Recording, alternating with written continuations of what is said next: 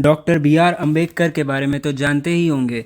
उन्होंने हिंदुइज़्म में caste system के अगेंस्ट लड़ाई की थी और वो एक कॉन्स्टिट्यूशन के ऑथर है और भारत के ग्रेटेस्ट इंटेलेक्चुअल्स में से एक है। आप सब उनके हिंदुइज़्म के विचार तो जानते हैं, क्या आपने कभी उनके इस्लाम के विचार के बारे में पढ़ा है? इसके बारे में आपने ज़्यादा नहीं जानते होंगे।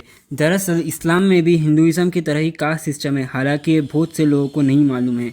इस्लाम में जो सबसे टॉप कास्ट है वो अशराफ कास्ट है और जो लोअर कास्ट में अजरफ अजर कास्ट ऐसे लोगों का मानना है। और बाबा साहेब ये मानते थे कि इन कास्ट के बीच काफ़ी ज़्यादा डिस्क्रिमिनेशन होता है। बाबा साहेब का ये भी मानना था कि इस्लाम में औरतों के प्रति काफ़ी ज़्यादा वास्ट डिस्क्रिमिनेशन किया जाता है। उनका ये मानना था कि इस्लाम में फ्रीडम ऑफ स्पीच की भी बहुत ज़्यादा प्रॉब्लम है।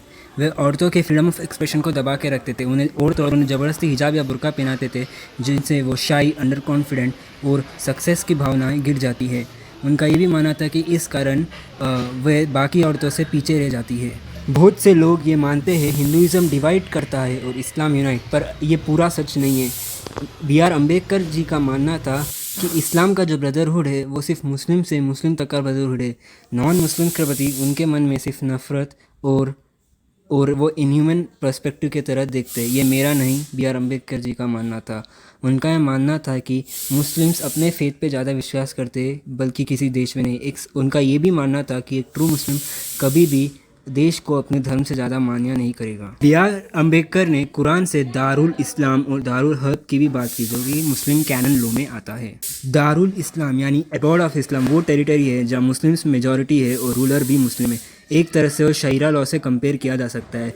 और दारुल अरब का मतलब है कि जहाँ पे मुस्लिम्स मेजॉरिटी नहीं है और मुस्लिम्स माइनॉरिटी है और जहाँ पे रूलर एक नॉन मुस्लिम है, इसे अबॉर्ड ऑफ वार भी कहा जाता है। तो यहाँ पे मुस्लिम्स का काम रूलर से और भी ज़्यादा कंसेप्शंस और कंसेशंस मानना है, तो किसी भी तरह शरीया लॉ इम्पोज कराना है। याद कीजिए दोस्तों कि मैंने स्टार्टिंग में ही कहा था कि ये सब बी आर अम्बेडकर के विचार थे और ये उन्होंने एक किताब में लिखी थी। ये सब मेरे विचार नहीं है।